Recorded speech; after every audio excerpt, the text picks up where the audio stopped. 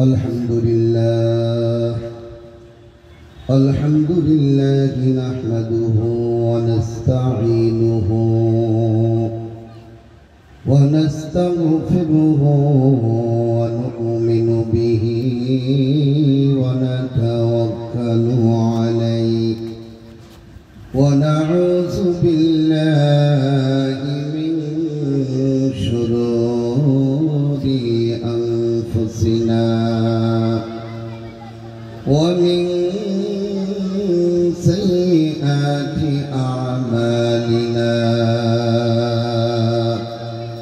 من يهده الله فلا مضل له ومن يضلله فلا هادي له ونشهد أن لا إله إلا الله وحده لا شريك له ونشهد أن محمدًا عبده ورسوله أرسله بالحق بشيرا ونذيرا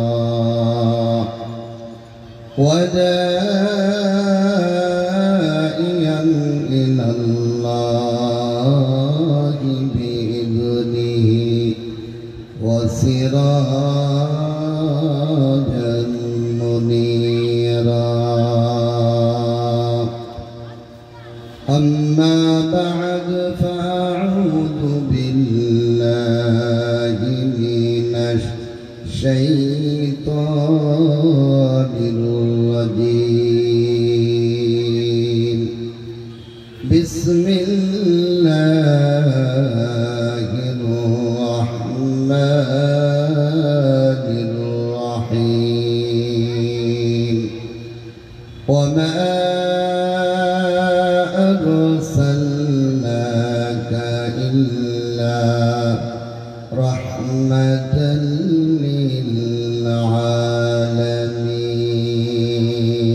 للعالمين قال رسول الله صلى الله تعالى عليه وسلم لا يؤمن أحدكم حتى أكون أحب إليه من والده وولده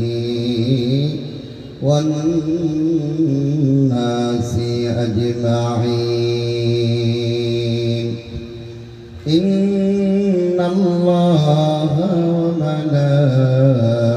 وملائكته يصلون على النبي يا أيها الذين آمنوا صلوا عليه وسلموا تسليما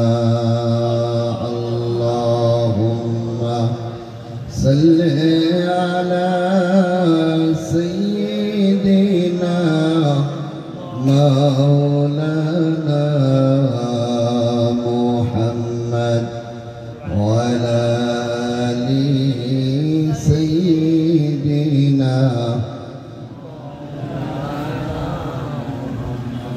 মহিলা মজলিস না পুরুষ মজলিস কথা কয় না কে মহিলারা তো উপাসে আপনাদের আওয়াজ শুনলে কি গুনাহ হবে কথা কয় না গুনাহ হবে একটু জোরে সুরে মহব্বতের সাথে পড়েন আল্লাহুম্মা সাল্লি আলা সাইয়্যিদিনা মাওলানা মুহাম্মদ ওয়া আলা আলি সাইয়্যিদিনা মাওলানা মুহাম্মদ চিন্তা করে দেখো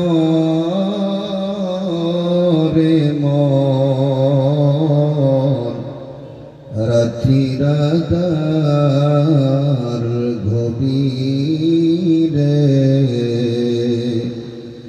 মরণকালে কে যাবে গো সাথী হয়ে কবরে আল্লাহুম্মা সাল্লি আলা সাইয়্যিদিনা মাওলানা মুহাম্মদ ওয়া আলা আলি সাইয়্যিদিনা মাওলানা মুহাম্মদ कर दिया जंगे वहूद में मुस्तफा दंदा शहीद ए शरीयत ये हकीकत हमको मानने के लिए बलगल उला बिकमालिही कशफत तुजा बिजमालिही हसनत जमीउ खिसालिही सल्लु अलैहि व आलिही जगह जी लगने की ए दुनिया नहीं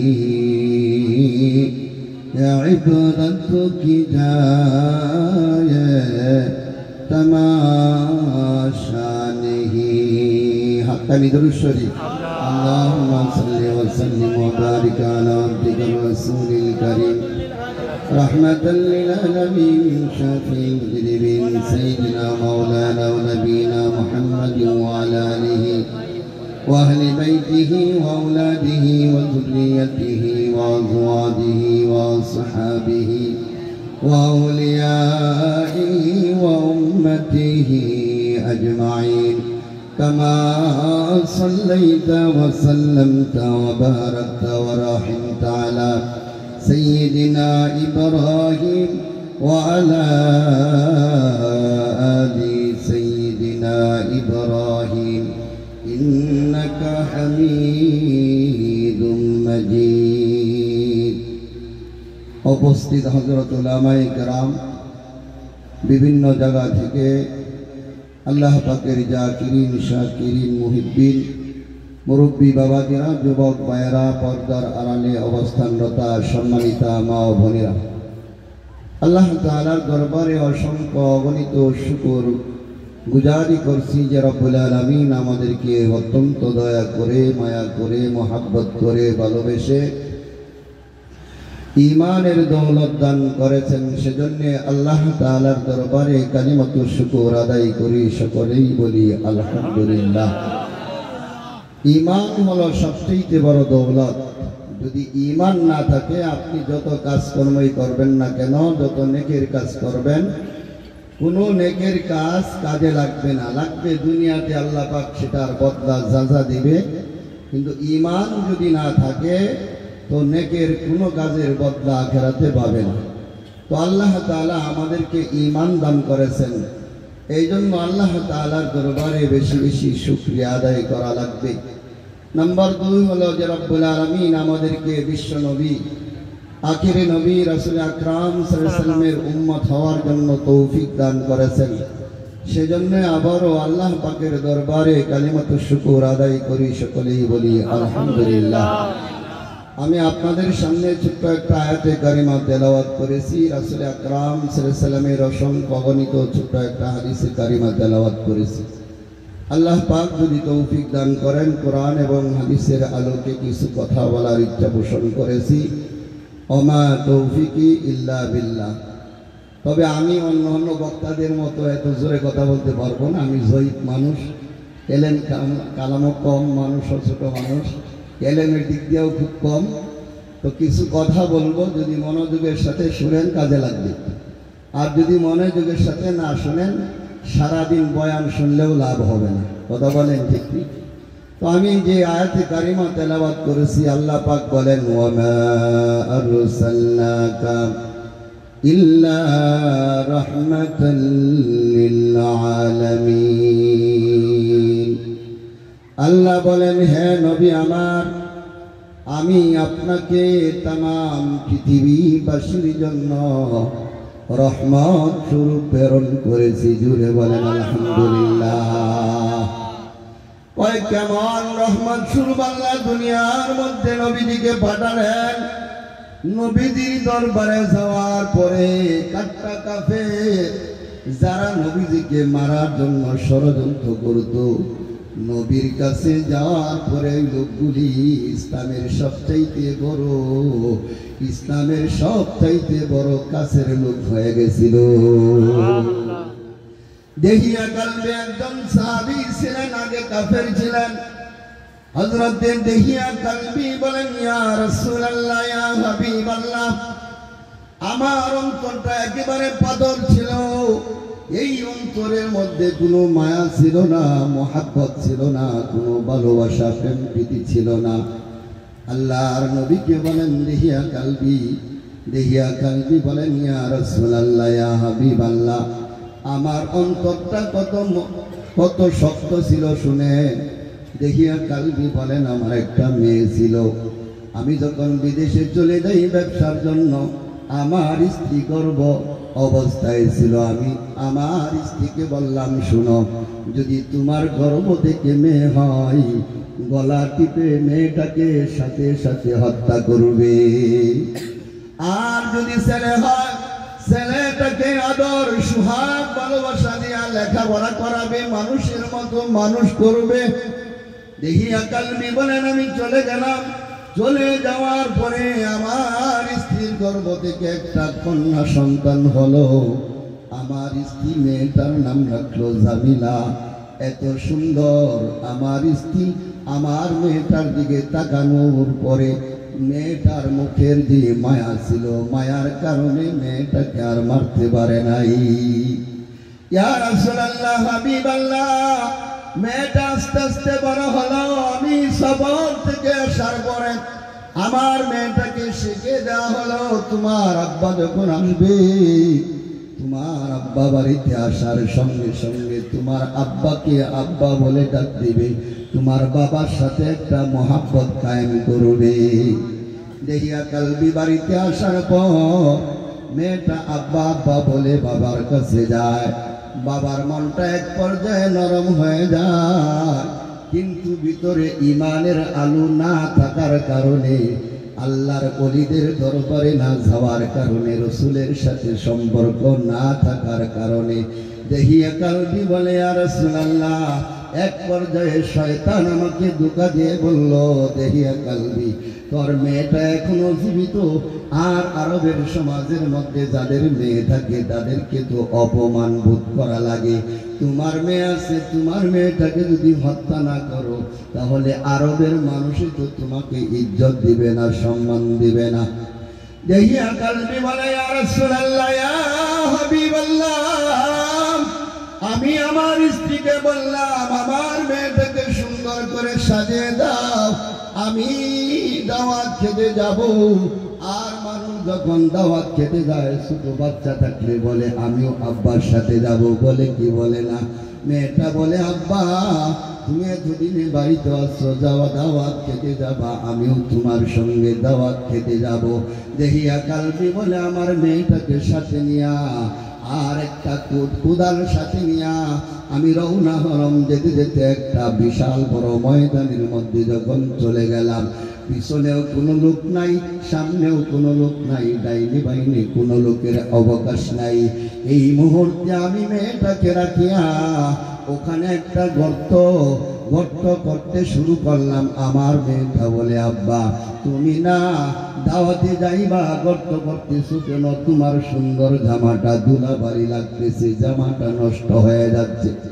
দেহিয়া কালবি বলে, ইয়া রাসূলুল্লাহ, আমি যখন গুরুত্ব করতেছিলাম, আমার মেয়েটা বারবার আমার শরীরটা যখন ঘামতেছিল, আমার মেয়ের রুমাল রুমালটা দিয়া আমার শরীরটা বারবার গাম মুছে দিতেছিল আর বলতেছিল, বাবা তোমার তো অনেক কষ্ট হচ্ছে, শরীরটা তোমার ঘামাচ্ছে, চলো না আগে দাওয়াতে আসি, তারপরে কাজকর্ম করবে। দেহিয়া কালবি বলে, ইয়া রাসূলুল্লাহ, আমার মনে ঈমান না থাকার কারণে যা হয়, আমার দিল বড় কঠোর। গর্ত করা যখন শেষ হয়ে গেল, আমার মেয়েটাকে দূর করে ধরে গর্তের মধ্যে ফেলে দিলাম। গর্তের মধ্যে ফালাইয়া যখন পাথরগুলি নিক্ষেপ করতেছিলাম, এমন সময় আমার মেয়েটা গর্তের ভিতর থেকে চিৎকার দিয়া বলে, ও আমার আব্বাজান, আমাকে জীবনের ধরে না মারি আমাকে ছেড়ে দেন, আমি অন্য কোথাও চলে যাব, কাজকর্ম করে খাবো, কোনদিন বাপ বলে পরিচয় দেব না। দেহিয়া কালবি চোখের পানিগুলি আল্লাহর নবীর দরবারে ফেলতেছে আর বলতেছে, ইয়া রাসূলুল্লাহ, ইয়া হাবিবাল্লাহ, এই অবস্থায় আমার অন্তরের মধ্যে দয়া মায়া হলো না। মেয়েটাকে ওই গর্তের ভিতরে রাখার পর পাথরগুলি যখন নিক্ষেপ করতেছিলাম আর আমার মেয়েটা আব্বা আব্বা বলে ডাকতেছিল, এরপরেও আমার অন্তরের মধ্যে মায়া হলো না। এই অবস্থায় মেয়েটাকে জীবন্ত কবর দিয়া চলে এলাম। ইয়া রাসূলুল্লাহ, ইয়া হাবিবাল্লাহ, আমার অন্তরের মধ্যে মায়া ছিল না। আল্লাহর নবী বলে, দেহিয়া কালবি, আর বলা লাগবে না, আর বলিস না। কোন মানুষ কি এমন নির্দয় হতে পারে নিজের আপন মেয়েকে জীবন্ত কবর দেয়? দেহিয়া কালবি বলে, ইয়া রাসূলুল্লাহ, ইয়া হাবিবাল্লাহ, আমি যদি দিনের দাওয়াত আগে পাইতাম তাহলে আমার মেয়েটাকে আমি এভাবে হত্যা করতাম না।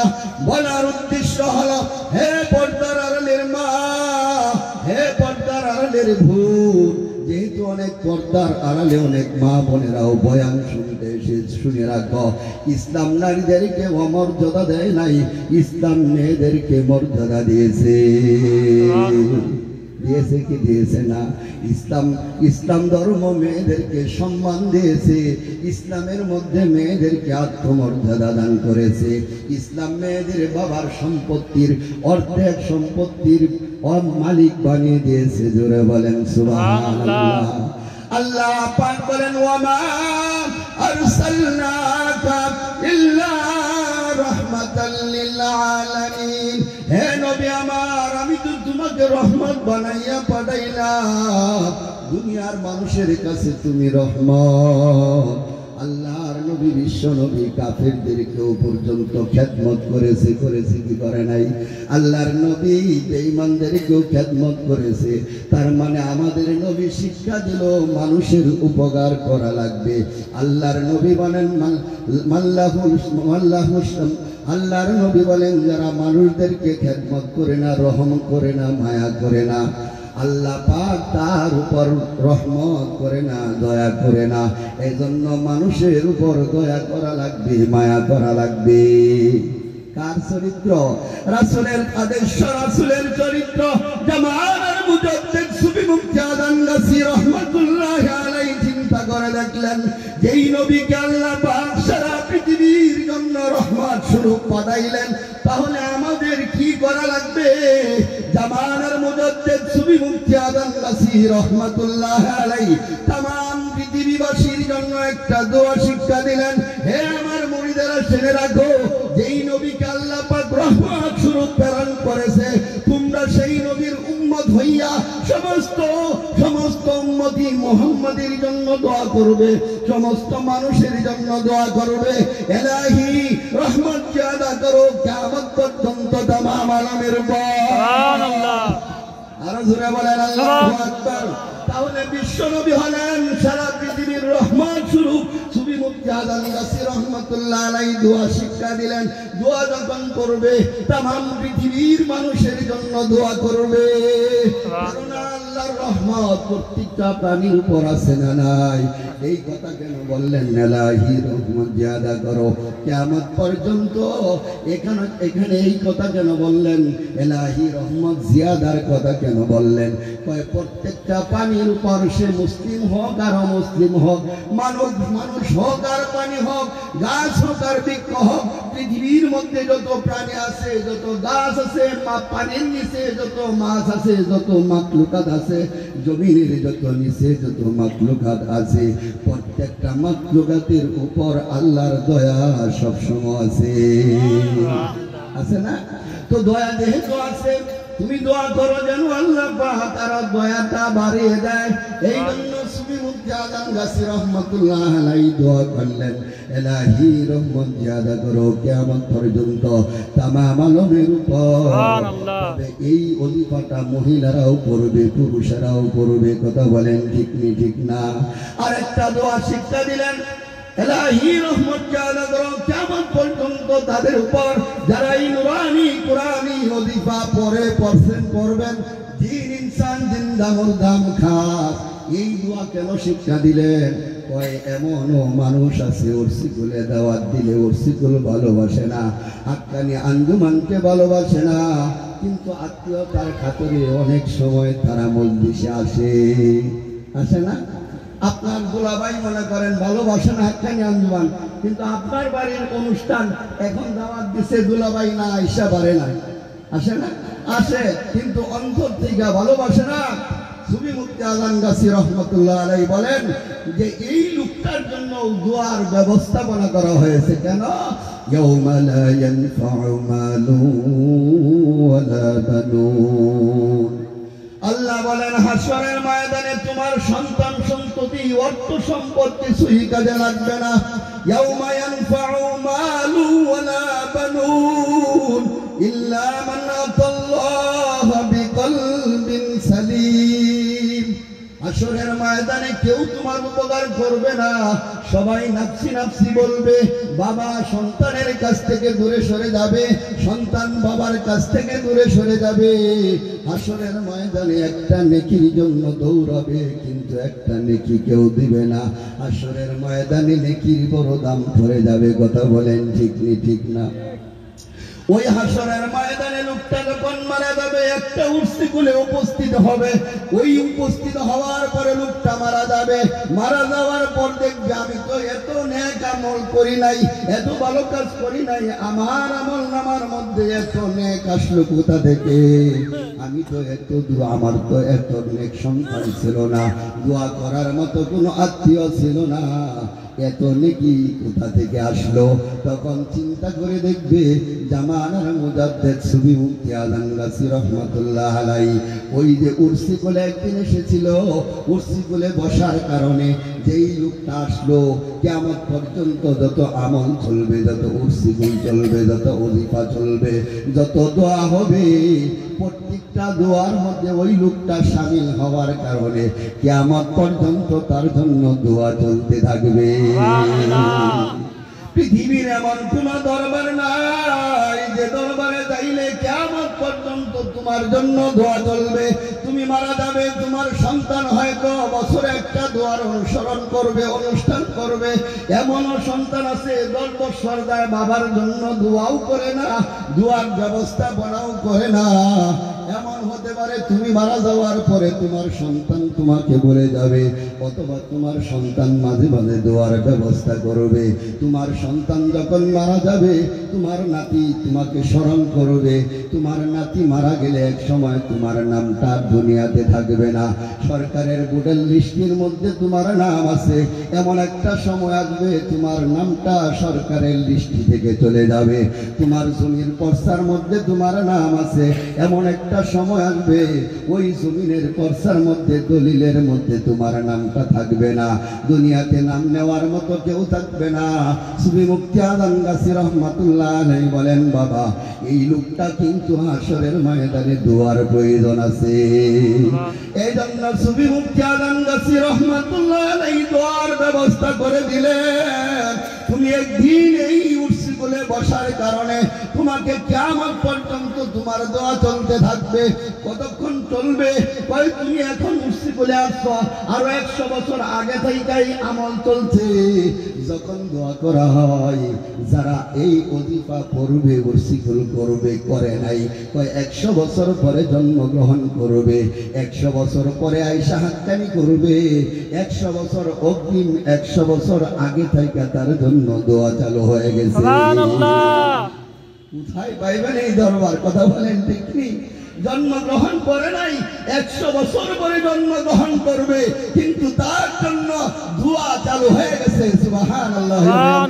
মারা যাবেন তো আপনার জন্য দোয়া চালু থাকবে, এমন একটা দরবার।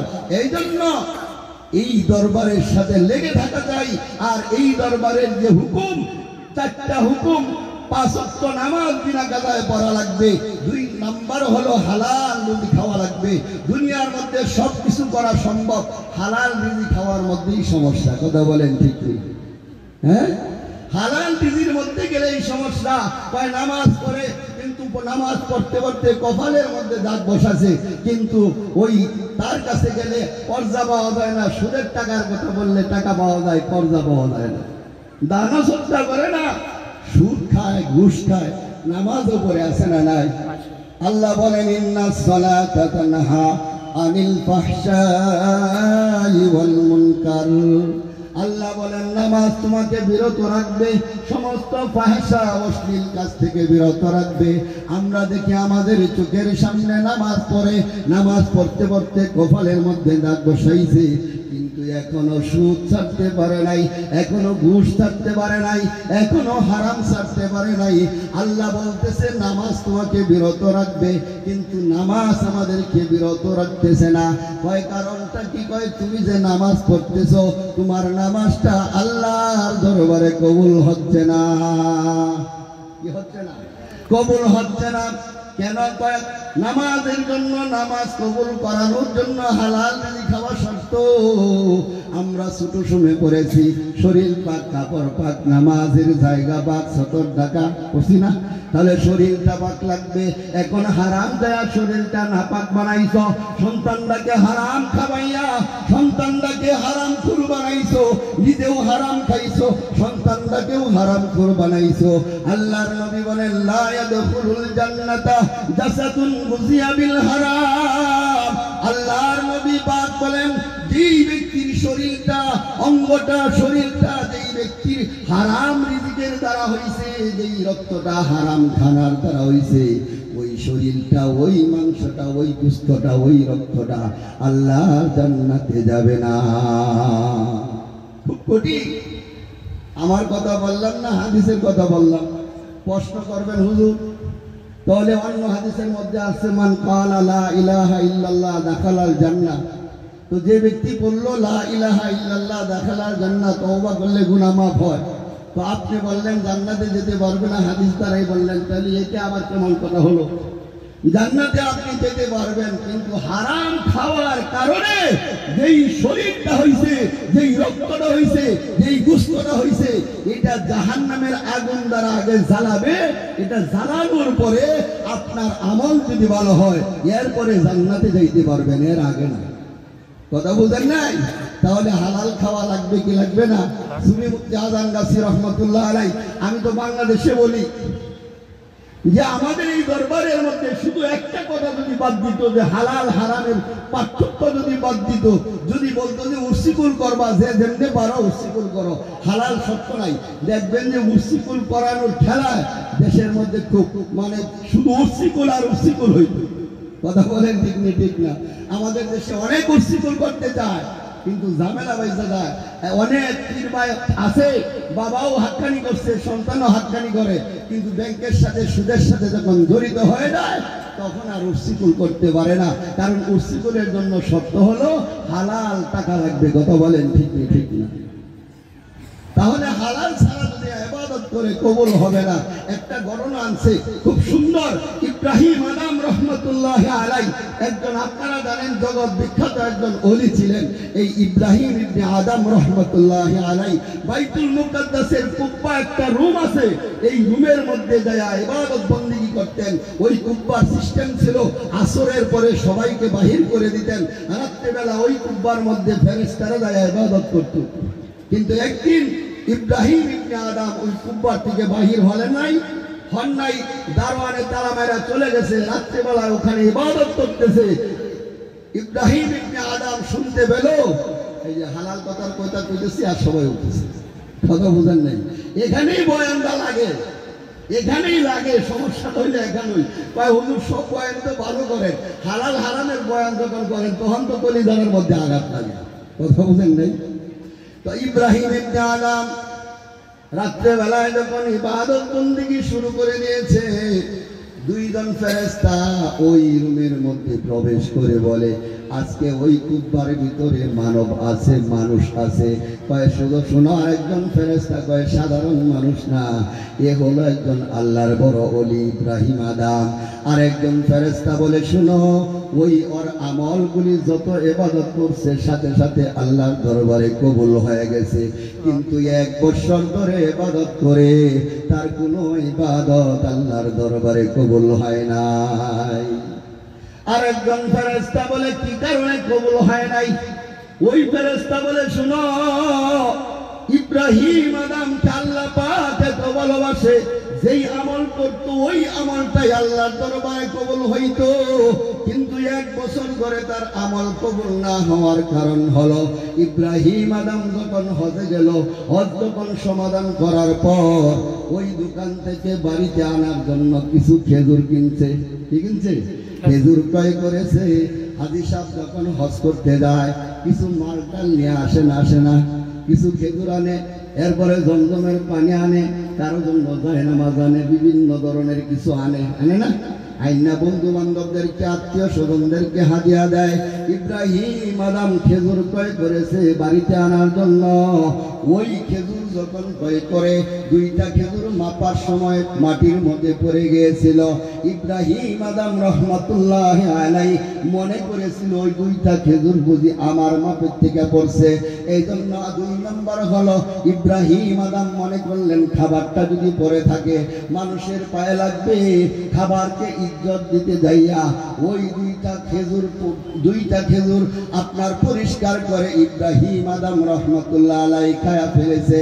ওই ফেরেশতা বলে, শুনো, যেদিন থেকে ইব্রাহিম আদম 2টা খেজুর খেয়ে ফেলেছে, ওই 2টা খেজুরের মালিক ইব্রাহিম আদম ছিল না, ওই 2টা খেজুরের মালিক ছিল ওই খেজুরের দোকানদার।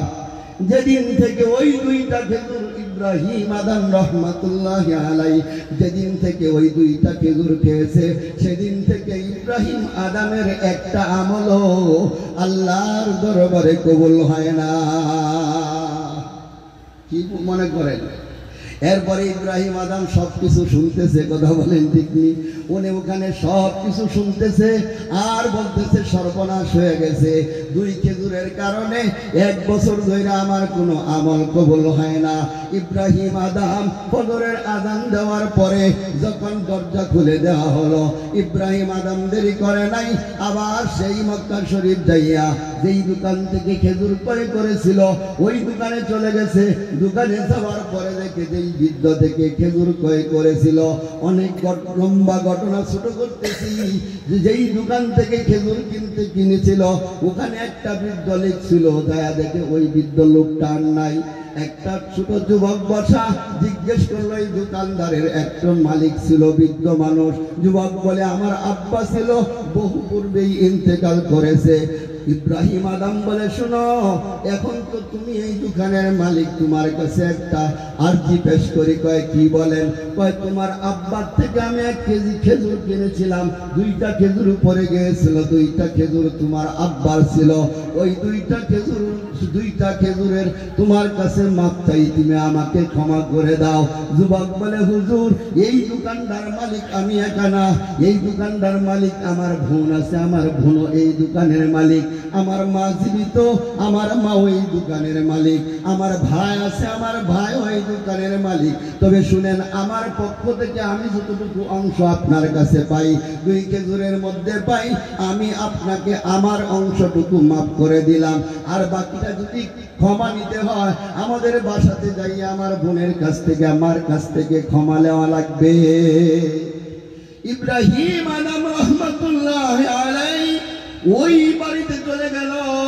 দরজায় নক করার পরে একটা বৃদ্ধ মহিলা আসছে।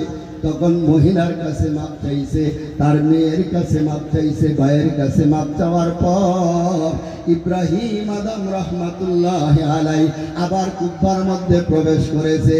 কুব্বার মধ্যে প্রবেশ করার পর এবার আর দুইজন ফেরেশতা আয়েশা বলে, শুনো, আজকেও এখানে মানব জাতি আছে, মানুষ আছে। আরেকজন ফেরেশতা বলে, শুনো, এটা অন্য কেহ নয়, এটা হলো ইব্রাহিম ইবনে আদম। শোনো, 1 বছর তার আমল বন্ধ ছিল, আবার ইব্রাহিম আদমের দোয়া আল্লাহ পাক এখন থেকে কবুল করতেছে। কি কারণ, কেমনে বন্ধ ছিল? 2টা খেজুরের মালিক ছিল অন্য মানুষ, ওই 2টা খেজুর খাওয়ার কারণে তার আমলটা বন্ধ ছিল। এখন যখন ওই 2টা খেজুরের মাপ চেয়েছে, মাপ এনেছে, তারা যখন মাপ করে দিয়েছে, ইব্রাহিম আদমের আমলগুলি আবার কবুল হতে শুরু করেছে। কি বুঝেন? 2টা খেজুর খায়া যদি ইব্রাহিম আদমের মতো ব্যক্তির ইবাদত যদি বন্ধ থাকে, তাহলে আমরা যদি শত শত টাকা হারাম খাই, তাহলে আমাদের ইবাদত কি কবুল হবে? কথা বলে না, হবে? হবে না। জামানার মুজাদ্দিদ সুফি মুফতি আজম গাছি রহমাতুল্লাহ আলাইহি এজন্য বলে, বাবা, শুধু নামাজ পড়লে হবে না, শুধু দুয়ার অনুষ্ঠান করলে হবে না। কিসের দ্বারা অনুষ্ঠানটা করবা? হালাল টাকা দ্বারা করবা, কবুল হবে।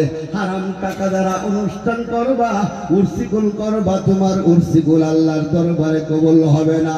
আল্লাহর নবী, বিশ্ব নবী বলেন, মানিস তারা সাওবান আশারাতা দারহিমা।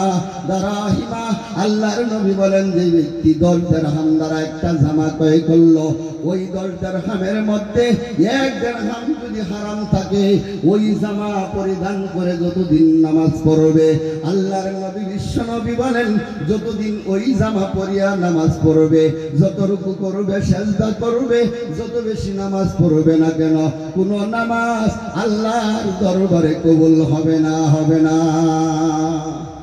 এই জন্য তো হালাল খাওয়া লাগবে। জামানার মুজাদ্দিদ সুফি মুফতি আজম গাছি রহমাতুল্লাহ আলাইহি কেন হালাল খাওয়ার কথা বললেন? কারণ হালাল না খাইয়া ইবাদত করলে যতই তুমি আমলদার হও না কেন, তোমার কোনো আমল আল্লাহর দরবারে কবুল হবে না। কথা বুঝছেননি? আল্লাযীনা ইয়াকুলুনার রিবা লা ইয়াকুমুনা ইল্লা কামা ইয়াকুমুল্লাযী ইয়াতাখাব্বাতুহু আশ-শাইতানু মিনাল মাস যালিকা বিআন্নাহুম, আল্লাহ পাক বলেন, আল্লাযীনা যারা ইয়াকুলুনার রিবা, যারা সুদ খায়, লা ইয়াকুমুনা ইল্লা কামা ইয়াকুমুল্লাযী ইয়াতাখাব্বাতুহু আশ-শাইতানু মিনাল মাস। কয় সুদখোর হাসরের ময়দানে কোন অবস্থায় উঠবে জানো? আল্লাহ পাক বলেন, ওই সুদখোরগুলি হাসরের ময়দানে পাগলের মতো উঠবে। কয় কেমন পাগল? ওই দুনিয়ার মধ্যে কিছু মানুষের শয়তানে ধরে, জিনে ধরে, ভূতে ধরে, ধরে না? ভূতে ধরলে পাগলামি করে, ছুটাছুটি করে, নিজের আপন জনকে বকাবকি করে, সে তার মাথা ঠিক থাকে না। আল্লাহ পাক বলেন, দুনিয়ার মধ্যে মানুষের শয়তানে ধরলে যেমন মাতাল হয়ে যায়, হাসরের ময়দানে যেদিন কোটি কোটি মানুষের সমাগম হবে, সেদিন ওই সুদখোর মানুষগুলি সেদিন মাতাল অবস্থায় হাসরের ময়দানে উঠবে। অথচ বাবা, যার জন্য তুমি সুদ খাইলা, এরা তো দুনিয়াতে থাকবে, তোমার সম্পদটা ভালোভাবেও খরচ করতে পারে, খারাপ ভাবেও খরচ করতে পারে। কথা বলেন ঠিক নেই? কিন্তু তুমি যে হারাম পন্থায় উপার্জন করলা, হারাম টাকা উপার্জন করে চলে গেলা, হাসরের ময়দানে তো তোমার শাস্তি ভোগ করা লাগবে। কথা বলেন ঠিক নেই? আর হাসরের ময়দানটা কেমন হবে? তোমার সন্তান তোমাকে চিনবে না, তোমার স্ত্রী তোমাকে চিনবে না। আল্লাহ বলেন, লা ইয়াসালু হামিমুন হামিমা। কয় হাসরের ময়দানে এমন অবস্থা হবে, লা ইয়াসালু, জিজ্ঞেস করবে না, হামিমুন হামিমা। কঠিন বন্ধু দুনিয়ার মধ্যে একজন ছাড়া আর একজনে চলতে পারত না, এদেরকে বলে হামিমুন। এমন বন্ধু একেবারে ঘনিষ্ঠ বন্ধু। আল্লাহ কয়, যার জন্য তুমি এত কিছু করতেছো, হাসরের ময়দানে তোমার সন্তান তোমাকে জিজ্ঞেস করবে না, তোমার তোমাকে জিজ্ঞেস, তোমার সন্তান তোমাকে কাছে যাবে না। ইউবাসসিরুনাহুম ইয়াওয়াদুল মুজরিমুনা লাউ ইন লাম আমতাদা আম ইন্না আযাবি ইয়াওমা ইযিন বিবানি। আল্লাহ কি বলে? এরপরে আল্লাহ বলেন ইউবাসসিরুনাহুম, অথচ তাদেরকে দেখবে, দেখার পরেও তারা কি করবে না? জিজ্ঞেস করবে না। আর আল্লাহ পাক বলেন লাউ ইফতাদি মিন আযাবি ইয়াউমিন বিবানি, তখন তার সন্তানদেরকে আযাব থেকে বাঁচার জন্য সব কিছু দিয়া দিতে চাইবে, এমনকি ওয়া সাহিবাতিহি ওয়া আখি, আল্লাহর আযাব থেকে বাঁচার জন্য হাসরের ময়দানে বলবে আল্লাহ ওয়া সাহিবাতিহি, আমি তোমাদেরকে ক্ষতিপূরণ দিয়া দিলাম, আমি তোমাকে বদলা দিয়া দিলাম, আমার স্ত্রীকে তোমার জন্য দিয়ে দিলাম, ওয়া আখি, আমার ভাইকে দেয়া দিলাম, আজকে হাসরের ময়দানে আমাকে আযাব থেকে বাঁচাও। ওয়া ফাসিলাতিহিল্লাতী তুউবি। শুধু তাই নয়, দুনিয়ার মধ্যে কিছু মানুষ থাকে, নিজের বাড়িঘর থাকে না, আত্মীয় স্বজন তারে জায়গা দেয়, জায়গা দিয়া তাকে রাখে, এরকম হয় না? এটাকে ফাজিলাতি বলে। ওই হাসরের ময়দানে বলবে যার বাড়িতে থাকতাম, আমার যে মালিক ছিল, মালিককেও তোমার কাছে দেয়া দিলাম, তারপরেও মালিকের বিনিময়ে আমাকে আজকে জাহান্নামের আগুন থেকে বাঁচাও। ওয়ামান ফিল আরদি জামিয়া, আল্লাহ বলবে না, তোমাকে আজকে ক্ষমা করা হবে না। লোকটা বলবে আল্লাহ দুনিয়ার সব কিছু যা দিলাম, সুম্মা ইউনজিহি, অতঃপর আমাকে আজকে নাজাত দিয়ে দাও। ইন্নাহা লাফা নাযাতান লিশওয়া। হাসরের ময়দানে সবাইকে দেয়া দিবে, দিয়া নিজে বাঁচতে চাইবে, কিন্তু হাসরের ময়দানে বাঁচতে পারবে না, নিজের সন্তান আপন হবে না, নিজের মেয়েও আপন হবে না। ইয়াউমা ইয়াফিরুল মারউ মিন আখিহি ওয়া উম্মিহি ওয়া আবিহি ওয়া সাহিবাতিহি ওয়া বানিহি। হাসরের ময়দানে নিজের সন্তান নিজের কাছ থেকে ভাগ্য যাইবে। কেন? কয় বাবা যদি আমার কাছে একটা নেকি চায়। সেই হাসরের ময়দানে বাঁচতে হলে আপনাকে হালাল রিজিক খাওয়া লাগবে, আমল করা লাগবে। ওইখানে যাইয়া যদি চেষ্টা করেন, মনে করেন যে না, যদি একটু দুনিয়াতে যাইতে পারতাম, আল্লাহ আপনাকে আর সুযোগ দেবে না, দিবে নাকি? সুতরাং এই আমল দুনিয়াতেই করে আমাদেরকে যাওয়া লাগবে। দুনিয়া হলো আমলের জায়গা, ওখানে আপনি ভোগ করবেন। আর দুনিয়া মাজরাতুল আখিরা, আপনি দুনিয়ার ক্ষেতের মধ্যে ফসল ফলান, এগুলি গুলার মধ্যে রাখেন, প্রয়োজন অনুসারে আপনি বিক্রি করে আপনি মজা মতে খান, তাই না? এখন যদি ক্ষেতের মধ্যে যদি ফসল না করেন, তাহলে গোলায় দাম উঠবে? বিক্রি করে মজার মজার খানা খাইতে পারবেন? পারবেন না। সুতরাং এই দুনিয়াটা হলো আখিরাতের ক্ষেত স্বরূপ।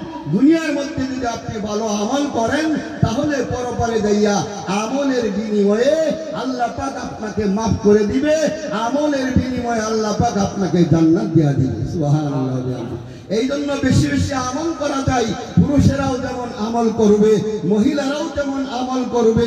পুরুষেরও আমলের দরকার, মহিলাদেরকেও আমলের দরকার। কথা বলেন ঠিক নি ঠিক না?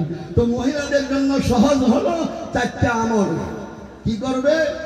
ইযা সাল্লাত খামসাহা ওয়া সামাত শাহরাহা ওয়া হাসানাত ফারজাহা ওয়া তাআত বালাহা মিন আইয়ি আবওয়াবিল জান্নাহ। আল্লাহর নবী বলেন, কোন মহিলা যদি 4টা কাজ করতে পারে, তার জন্য জান্নাতের 8টা দরজা খোলা থাকবে। সে জান্নাতের যে কোনো দরজা দিয়া জান্নাতে প্রবেশ করতে পারবে। 4 নম্বরটা কি? 1 নম্বর হলো 4টা বিষয় হলো, 4টার থেকে 1 নম্বর হলো ইজা সাল্লাত খামসাহা, 5 ওয়াক্ত নামাজ পড়বে। ওয়া সামাত শাহরাহা, রমজান মাসের রোজা রাখবে। ওয়া হাসানাত ফারজাহা, নিজের ইজ্জত আব্রু রেখে রাখবে, হেফাজত করবে। ওয়া তাআত বালাহা, স্বামীর খেদমত করবে, স্বামীর ইতাআত করবে। কয়টা আমল? 4টা আমল খুব সহজ। আমরা জানি হযরতে ফাতেমা রাদিয়াল্লাহু তাআলা আনহা সমস্ত জান্নাতি রমণীদের সর্দারনী হবে। জানেন এটা? কেমনে হবে?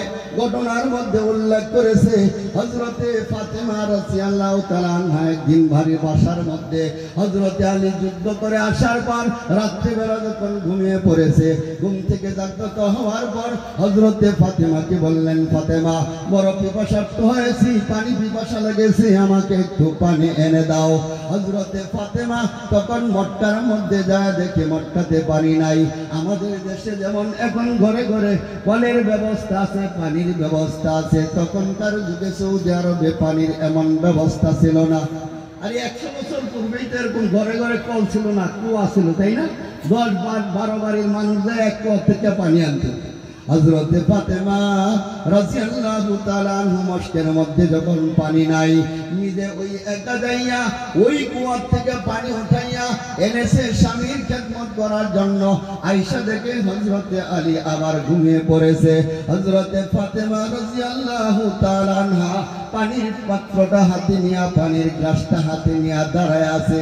স্বামীকে ডাক দিলে স্বামীর ঘুম ভেঙে যাবে, স্বামীর কষ্ট হবে। আর যদি পানির গ্লাস রাইখে যদি ঘুমায়া পড়ে, আবার স্বামী যদি পানি চায়, পানি যদি না দিতে পারে, যদি ঘুমায়া থাকে ফাতেমা, তাহলে স্বামীর কষ্ট হবে। এই জন্য হযরতে ফাতেমা রাদিয়াল্লাহু তাআলা পানির পাত্র গ্লাস হাতে নিয়ে দাঁড়া রয়েছে। হযরতে আলী ফজরের আগে দিয়া সজাগ হয়েছে, ওয়া দেখে হযরতে ফাতেমা রাদিয়াল্লাহু তাআলা আনহা পানির গ্লাস হাতে নিয়ে মাথার কাছে দাঁড়িয়ে আছে। আল্লাহু আকবার, জোরে বলেন আল্লাহু আকবার। আর মেয়ে, বিশ্ব নবীর মেয়ে, যাকে সৃষ্টি না করলে আল্লাহ পাক কুল কায়নাত সৃষ্টি করতেন না, সেই নবীর মেয়ে পানি হাতে নিয়ে স্বামীকে যেন পানি খাওয়াইতে পারে, এই জন্য দাঁড়িয়ে আছে। সুবহানাল্লাহ বলেন। হযরত আলী জিজ্ঞেস করলেন, কি ব্যাপার ফাতেমা, হাতের মধ্যে পানির গ্লাস নিয়ে কেন নিশিরাত্রে দাঁড়িয়ে আছো?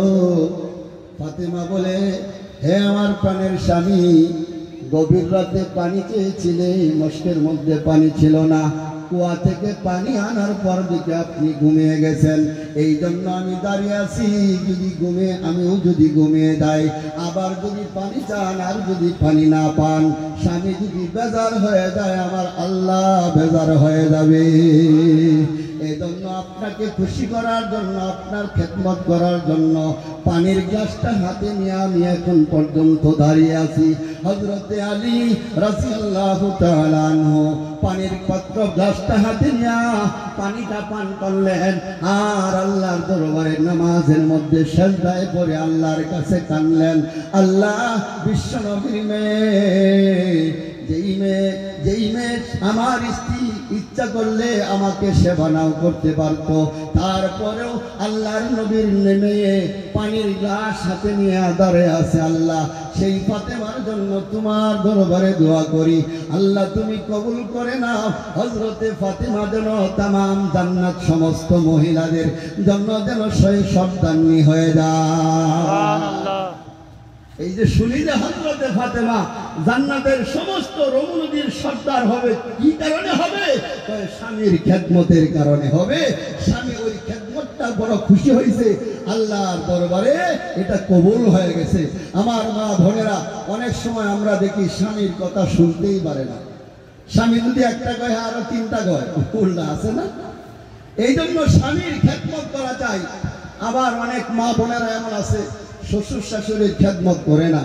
তুমি যদি শ্বশুর শাশুড়ির খেদমত করো তো তোমার স্বামী সন্তুষ্ট হবে, আর যদি তুমি তোমার শ্বশুর শাশুড়ির সাথে খারাপ ব্যবহার করো, তাহলে তোমার স্বামী তোমার প্রতি অসন্তুষ্ট হবে না? আবার এটার জন্য নিজেরও কিছু কর্তব্য আছে। বর্তমান যুগের ছেলেরা মা বাবার খেদমত করে না, নিজেরা মা বাবার খেদমত করে না, স্ত্রীদের করাইতে চায়। এই জন্য সে কি করে না, নিজে না করার কারণে তার স্ত্রীও শ্বশুর শাশুড়ির খেদমত করে না, আছে না? আমার বাবাজিরা, যুবক ভাইরা, মা বাবার খেদমত করা চাই।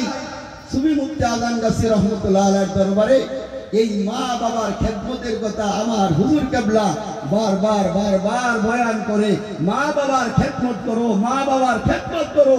কেন? রিদার রব্বি ফি রিদাল ওয়ালিদাইন ওয়া সাখতুর রব্বি ফি সাখতিল ওয়ালিদ।